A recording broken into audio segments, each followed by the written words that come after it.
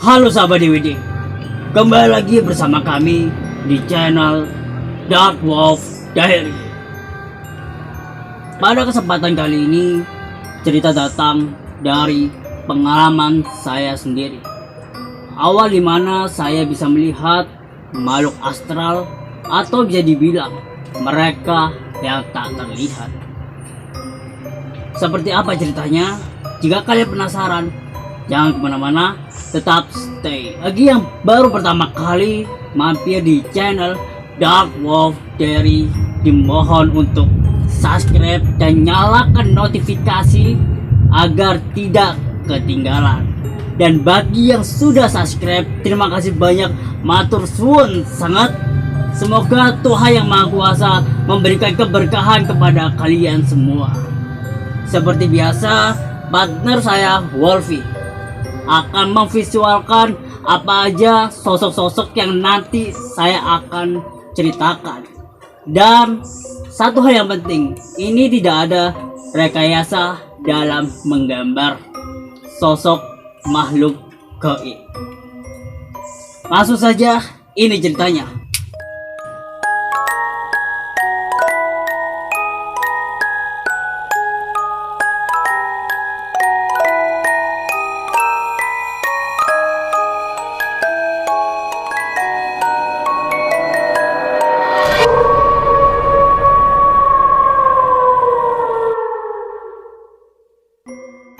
Waktu usiaku 3 tahun. Ini kejadian pengalaman saya sendiri di rumah Simbah. Rumah di Simbah ini di daerah Jawa Timur, Pasuruan, Bangil. Kejadian ini malam-malam sekitar habis ba'dah maghrib, sekitaran jam 18 lewat 10 menit. Waktu itu aku duduk di teras rumah. Kebetulan rumah Simba itu ada sekatan gang sebelahnya itu. Nah, aku duduk di bangku tersebut. Nah, ketika aku duduk situ, aku makan situ nyemil. Awalnya tidak terjadi apa-apa, biasa-biasa aja. Namun, nggak tahu kenapa aku refleks, kepalaku itu noleh ke arah gang tersebut. Nah, gang tersebut itu menuju ke jalan raya. Tapi kalau untuk menuju ke jalan raya itu harus melewati parit, habis itu melewati pekarangan tetangga. Ketika aku menoleh ke arah gang tersebut, tiba-tiba aku melihat pocong. Perawakannya kalian bisa tebak. Kain kafannya lusuh, matanya merah menyala, bahkan aku di situ melihat tulang tengkorak seperti kebakar. Jarak aku dengan pocong tersebut untungnya jauh, sekitar 20 meteran lah. Ketika posisi aku lihat pocong tersebut, aku tampak kayak orang ketenggengan situ. Dia memperhatikan. Tiba-tiba pocong tersebut tuh kayak mau mendekat. Aku lari langsung masuk ke dalam rumah.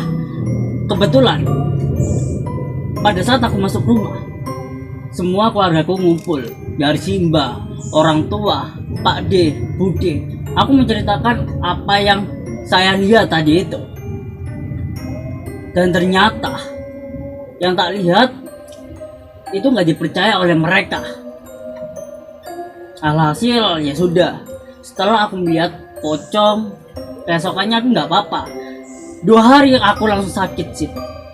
Kalau anak kecil kan melihat penampakan, kalau nggak kuat kan pasti sakit ya Wolfie. Iya. Kebanyakan ya. Rata-rata. Nah, sehingga 2 hari setelah melihat pocong, aku jatuh sakit, menggigil, panas, dan aku melihat beberapa keluargaku seperti orang tuaku, budeku. Aku terlentang di kamar. Aku melihat mereka tuh kayak bayangan jadi 5 gitu. Setelah sembuh, ada satu kejadian yang aneh menurutku, bahkan membekas trauma gitu. Malam-malam jam 7 setelah aku sembuh ya, aku main sama kawan-kawanku, anak-anak tetangga lah. Kami memutuskan untuk permainan tradisional yang mungkin kalian tahu, petak umpet. Kalau di daerahku namanya jempluk singit. Kebetulan yang jaga bukan aku, melainkan kawanku namanya Mas Haris, sebagai nama samaran ya teman-teman. Ketika Mas Haris menjaga dalam permainan tersebut, kami semua bersembunyi mencari spot yang dimana Mas Haris tidak menemukan kami, termasuk saya sendiri waktu itu. Kebetulan aku memutuskan untuk bersembunyi di pekarangan tetanggaku. Ketika aku bersembunyi, tidak ada terjadi apa-apa, biasa-biasa aja, sepi, bahkan tanpa hening. Seiring berjalannya waktu, ini yang aku rasa, feelingku ya, satu persatu temanku itu ketahuan sama Mas Haris. Ketika aku melihat situasi Mas Haris tidak ada di tempat startnya, aku ingin memenangkan permainan ini. Namun saat aku pengen keluar dari persembunyianku, tiba-tiba kakiku sebelah kanan berat sebelah, nggak tahu kenapa. Dan aku inisiatif untuk menoleh ke belakang, agak nunduk. Dan yang terjadi, aku melihat potongan tangan berdarah itu menyengkram kakiku. Coba kalian bayangkan, di usia 3 tahun kalian ditampakkan dengan wujud seperti itu. Apa yang gak cegek? Takut tak? Itu yang aku alami saat posisiku. Potongan tersebut bisa dikatakan menyengkram. Hal yang terjadi, entah kenapa aku refleks, entah menginjak atau menendang, karena posisi pekarangan itu sangat gelap menurutku, bahkan hening. Aku nginjak, aku lari situ, lari dengan ketakutan tanpa memperdulikan teman-temanku. Aku langsung masuk ke rumah, aku cuci muka, aku bersihin kakiku,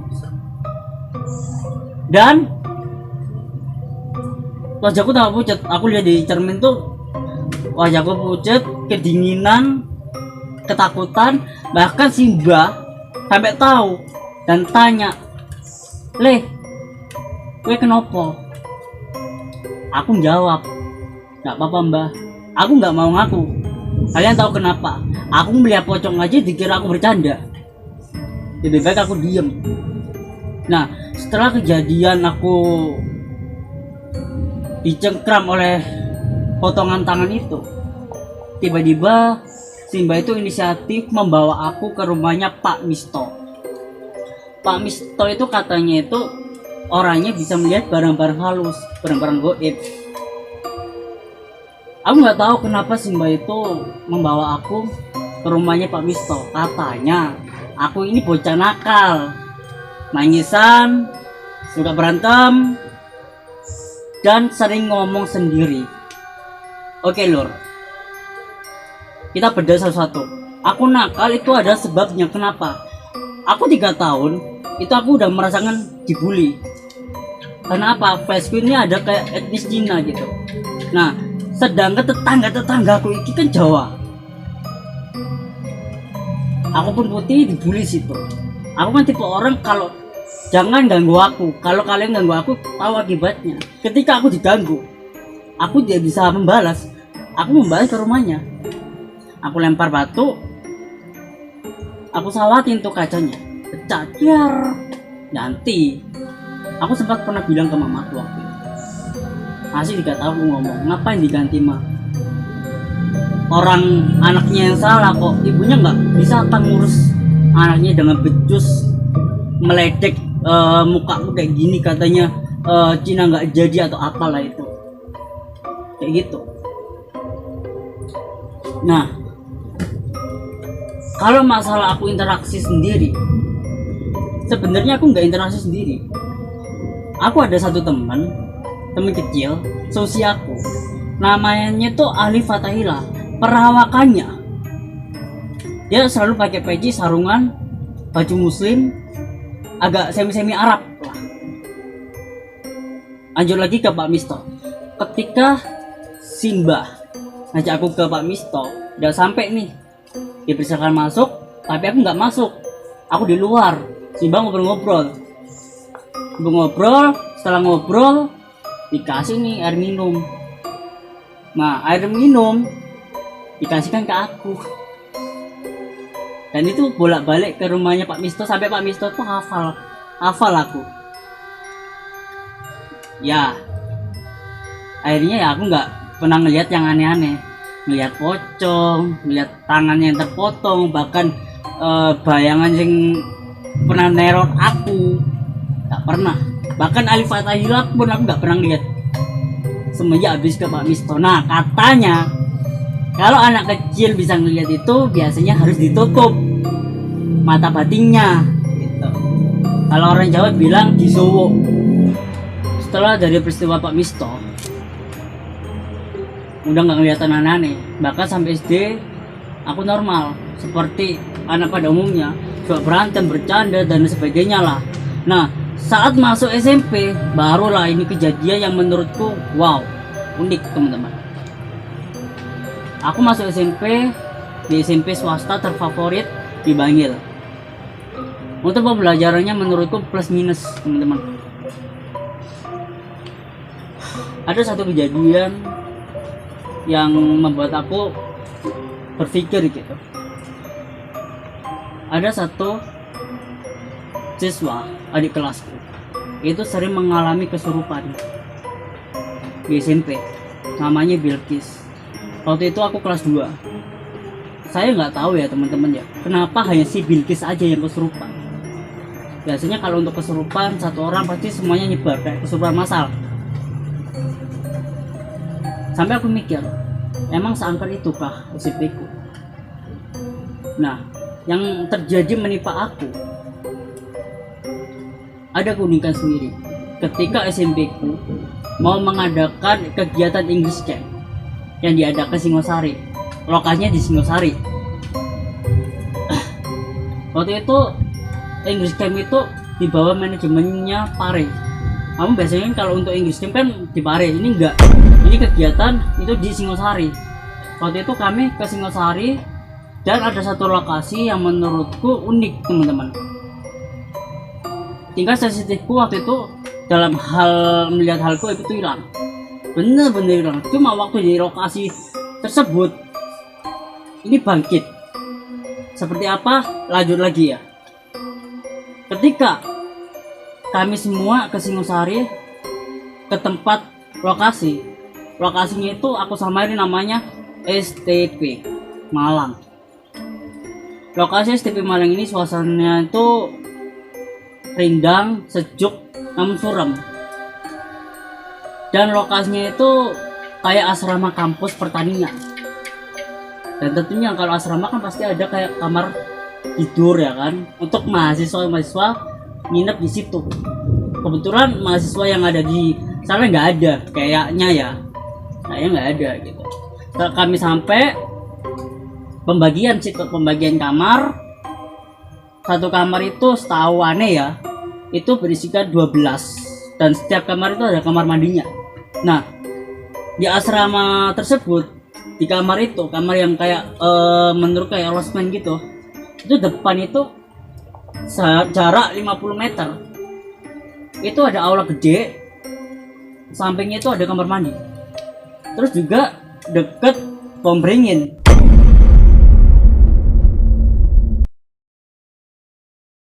Pertama ada begal, kedua ada yang pernah bunuh diri dan pembuangan mayat.